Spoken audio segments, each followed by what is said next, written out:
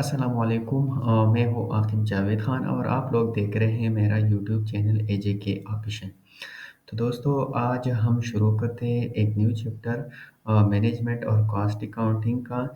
जो इसकी कंटेंट्स है इसमें हम समझते हैं कि स्टैंडर्ड कॉस्टिंग क्या होता है, इसके स्टेप्स क्या है, एडवांटेजेस क्या है और डिसएडवांटेज क्या है। तो विदाउट वेस्टिंग द टाइम शुरू करते हैं अपना टॉपिक। तो स्टैंडर्ड कॉस्टिंग से पहले हम हमारे लिए ये ज़रूरी है कि हम जान लें कि स्टैंडर्ड कॉस्ट क्या होता है। तो स्टैंडर्ड कॉस्ट वो कॉस्ट होता है, प्री डिटरमाइंड कॉस्ट होता है। प्री डिटरमाइंड कॉस्ट का मतलब ये है कि हम पहले से अंदाज़ा लगाते हैं कि अगर हम अपना प्रोडक्शंस करता है, एक प्रोडक्ट बनाते हैं, तो इसके लिए हम एक स्टैंडर्ड एक क्राइटेरिया सेट करते हैं कि हमारा कॉस्ट इतना आएगा इस प्रोडक्ट के ऊपर। तो हम पहले से एस्टिमेट लगाते हैं, पहले से डिटरमाइन करते हैं कि हमारा कॉस्ट इतना आएगा। अगर यहाँ पे मैं एग्जांपल दे दूँ एक स्टूडेंट्स की और प्रोफेसर्स की, कि प्रोफेसर्स क्या करता है, एक क्राइटेरिया सेट्स करता है, एक स्टैंडर्ड रखता है कि अगर स्टूडेंट्स 50%, 30%, 40% मार्क्स लेता है तो उसको वो पास होगा। अगर एक स्टूडेंट 80% मार्क्स लेता है तो वो ग्रेड बी होगा। अगर एक स्टूडेंट 100% मार्क्स लेता है वो A1 ग्रेड होगा। तो इसी तरह हर एक चीज़ के लिए क्या करता है, एक स्टैंडर्ड रखता है, एक क्राइटेरिया सेट करता है।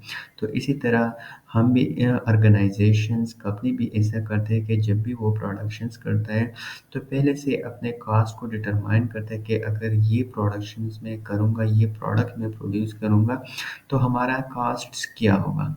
तो इसको हम क्या कहते हैं, स्टैंडर्ड कॉस्ट। दूसरा जो टॉपिक है इससे जो रिलेटेड है कि अगर हम स्टैंडर्ड कॉस्ट करते हैं, हम पहले से प्री डिटरमाइन करते हैं, तो किन किन चीज़ों के लिए हम अपना कॉस्ट को प्री डिटरमाइन कर सकते हैं, किन किन चीज़ों के लिए हम अपना स्टैंडर्ड रख सकते हैं। तो सबसे पहले जो है वो है डायरेक्ट मटेरियल। डायरेक्ट मटेरियल्स क्या होता है कि जब भी आप अपना प्रोडक्शंस करते हो, जब भी आप अपना एक प्रोडक्ट बनाते हो, तो इसके लिए क्या चाहिए, मटेरियल चाहिए, रॉ मटेरियल चाहिए। तो इसमें ये होता है कि सबसे पहले आप ये डिटरमाइन करते हैं कि हमारे लिए इस प्रोडक्शंस के लिए कितना मटेरियल होना चाहिए। वो कॉस्ट को डिटरमाइन करते हैं कि मिसाल के तौर पर आपने स्टैंडर्ड रख दी कि डायरेक्ट मटेरियल हमारे पास होगी, इसकी कॉस्ट होगी 50,000। आपने ये एस्टिमेट लगाए। दूसरा जो चीज़ है वो है डायरेक्ट लेबर। डायरेक्ट लेबर्स के लिए भी ऑर्गेनाइजेशन एक स्टैंडर्ड रखता है कि जो डायरेक्ट लेबर का कॉस्ट होगा वो इतना होना चाहिए या इस क्राइटेरिया में होना चाहिए। तीसरा जो एस्टीमेट लगाता है, जो प्री डिटरमाइंड कॉस्ट करता है, वो है फैक्ट्री ओवरहेड। जब भी एक ऑर्गेनाइजेशंस एक प्रोडक्शंस करता है, एक प्रोडक्ट तैयार करते हैं, तो वो तीन चीज़ों के लिए क्या करता है, एस्टिमेट लगाता है, स्टैंडर्ड रखता है कि हमारे इन तीन चीज़ों का कॉस्ट इतना होना चाहिए। फैक्ट्री ओवरहेड्स क्या है, फैक्ट्री ओवरहेड्स वो चीज़ है कि डायरेक्ट मटेरियल और डायरेक्ट लेबर्स के अलावा जितनी भी कॉस्ट है उसको हम कहते हैं फैक्ट्री ओवरहेड। तो फैक्ट्री ओवरहेड्स के लिए भी ऑर्गेनाइजेशन एक स्टैंडर्ड रखता है कि हमारा जो फैक्ट्री ओवरहेड्स कॉस्ट आएगा वो इतना आएगा। तो सब पहले क्या करता है, पहले से डिटरमाइन करता है और फिर इसके बाद जो एक्चुअल आ रहा है तो फिर उससे कंपेयर करता है।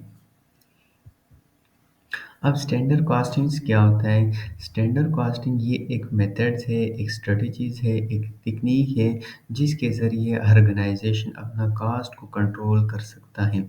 किस तरह कंट्रोल कर सकता है? मैंने पहले भी स्टैंडर्ड कॉस्टिंग में ये बता दिया कि standard costing pre determined cost होता है। तो ये ऐसा ही करता है, स्टैंडर्ड कॉस्टिंग मेथड और टेक्निक स्ट्रेटजी ऐसा काम करता है कि जो स्टैंडर्ड कॉस्ट आपने रख दी है वो कंपेयर करता है एक्चुअल से। जब एक्चुअल से कंपेयर करता है तो इसमें क्या आएगा, डिफरेंस आएगा। या तो स्टैंडर्ड ज़्यादा हमने रखी होगी या जो स्टैंडर्ड हमने रखी होगी वो कम होगी, तो इसमें डिफरेंसेस आएगा। तो इस डिफरेंसेस को हम बोलते हैं वेरिएंसेस। जो स्टैंडर्ड कॉस्ट और एक्चुअल कॉस्ट में जो डिफरेंसेस आएगा इसको हम बोलते हैं वेरिएंसेस। ये बिल्कुल इम्पॉसिबल है कि अगर एक बंदा एक ऑर्गेनाइजेशन अपना स्टैंडर्ड रखते कि हमारे इस प्रोडक्ट के लिए जो हम प्रोड्यूस करते हैं इसका कॉस्ट इतना आएगा, और वो जब वो प्रोडक्ट बना लेते हैं वो और वो कॉस्ट एक्चुअल आ जाए, ये बिल्कुल नामुमकिन है, इम्पॉसिबल है। तो इसमें डिफरेंस आएगा। अब अगर डिफरेंस आ रहा है, अगर स्टैंडर्ड कॉस्ट कम हमने सेट्स की है और एक्चुअल कॉस्ट ज़्यादा आ रहा है, तो उसको इस डिफरेंसेस इस वेरिएंस को हम कहते हैं under applied costing, under applied standard costing. और अगर हमने ऐसे की है कि हमने स्टैंडर्ड ज़्यादा रखी है और एक्चुअल कम आ जाए, तो फिर हम इसको बोलते हैं ओवर अप्लाइड स्टैंडर्ड कॉस्टिंग। तो ये चार चीज़ें इम्पॉर्टेंट है, ये सारी चीज़ें मैंने आप लोगों को बता दी। फिर शुरू करते वेरिएंसेस भी हमने क्लियर कर दी है, अंडर अप्लाइड भी हमने क्लियर क्लियर कर दी है। अब स्टेप्स हैं, तो ये जो स्टैंडर्ड कॉस्टिंग है इसकी तकरीबन 4-5 स्टेप्स है। देखते हैं कौन से। सबसे पहले जो स्टेप्स हैं, हम क्या करते हैं, हम eliminate standard costing for different elements of part. हम ऐसा करते हैं कि हर एक एलिमेंट्स के लिए, हर एक एक्टिविटीज़ के लिए हम एक स्टैंडर्ड रखते हैं कि हमारा जो ये एलिमेंट्स है, डायरेक्ट मटेरियल है, डायरेक्ट लेबर है, एडमिनिस्ट्रेटिव एक्सपेंसेस हैं, इसके लिए स्टैंडर्ड रखता है कि ये इस रेंज में होना चाहिए। इसके लिए पहले से क्या करता है, कॉस्ट को असाइन करता है कि हमारे डायरेक्ट मटेरियल इतने कॉस्ट का होगा, और डायरेक्ट लेबर इतना कॉस्ट का होगा, एडमिनिस्ट्रेटिव एक्सपेंसेस इतने कॉस्ट का होगा। तो सबसे पहले हर एलिमेंट को वो एक्सटेंडर रखता है, एक्सटेंडर सेट करता है। दूसरा जो है वो एक्सेलरेटिंग एक्चुअल कॉस्ट, फिर एक्चुअल कॉस्ट आता है, दूसरे स्टेप में एक्चुअल कॉस्ट आता है, और तीसरे स्टेप्स में क्या करता है, वो एक्चुअल कॉस्ट कंपेयर करता है स्टैंडर्ड कॉस्ट से। जब एक्चुअल कॉस्ट स्टैंडर्ड कॉस्ट से कंपेयर हो जाए तो क्या होगा, डिफरेंस आएगा। डिफरेंस आएगा तो इसको हम कहते हैं वेरिएंसेस। जो लास्ट टिप्स है वो क्या होगा, जो लास्ट टिप्स है वो ये है कि ऑर्गेनाइजेशन जिसने स्टैंडर्ड कॉस्ट रखी है वो देखते हैं कि ये जो डिफरेंस आया है ओवर आए या अंडर आए, ये किस वजह से आया है। तो वो डिफरेंसेस को देखते हैं और इसके ऊपर इसके खिलाफ फिर एक्शंस लेते हैं।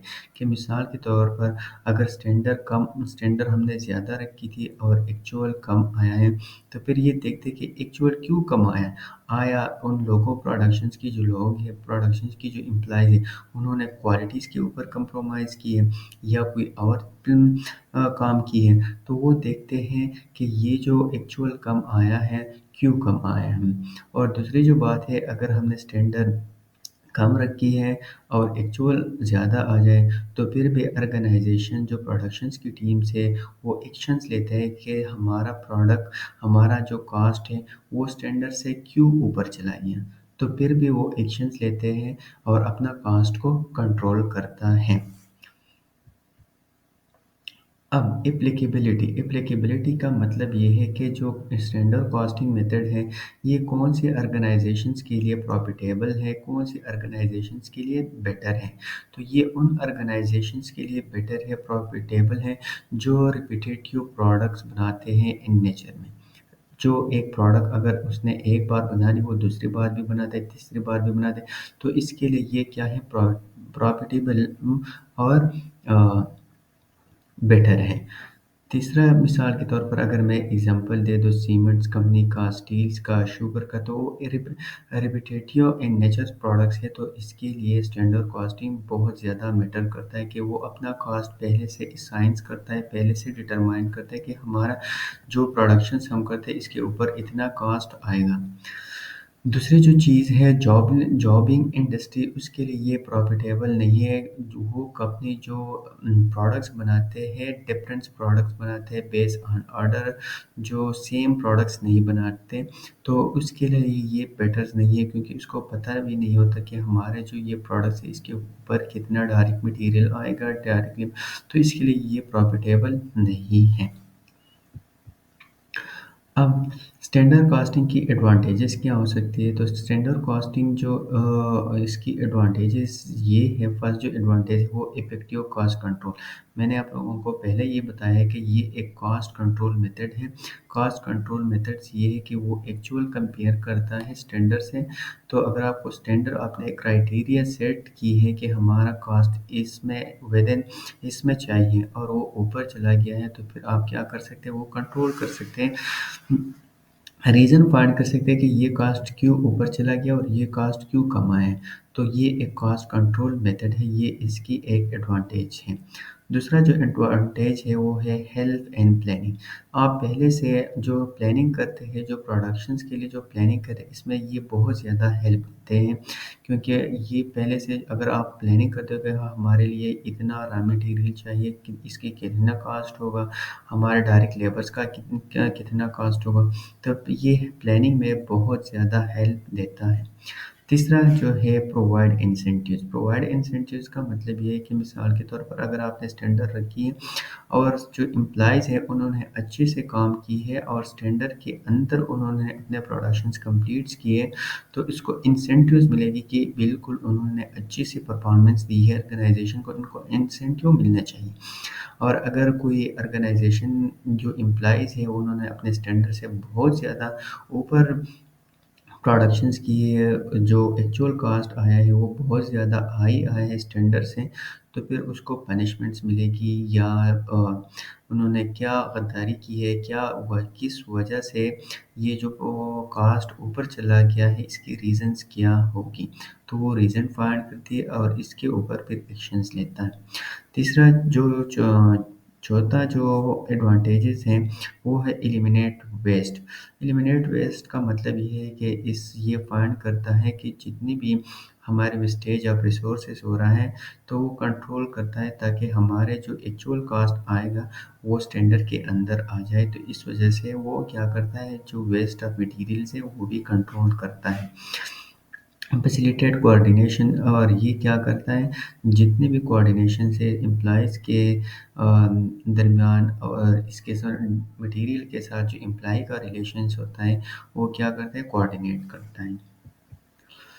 अब इसमें डिसएडवांटेज भी हम बोल सकते हैं और लिमिटेशंस भी हम बोल सकते हैं कि इसकी लिमिटेशंस और डिसएडवांटेजेस क्या हो सकते हैं। तो मैं इसका ये डिसएडवांटेज हो सकता है कि ये बहुत ज़्यादा एक्सपेंसिव और अनसूटेबल है फॉर जॉब ऑर्डर ऑर्गेनाइजेशन के लिए। जॉब ऑर्डर ऑर्गेनाइजेशन मैंने पहले आप लोगों को बताया था कि जॉब ऑर्डर ऑर्गेनाइजेशन वो कंपनी होता है जो स्पेसिफिक ऑर्डर के ऊपर अपना प्रोडक्ट्स बनाते हैं। मैं एग्जांपल दे दूँ फर्नीचर का।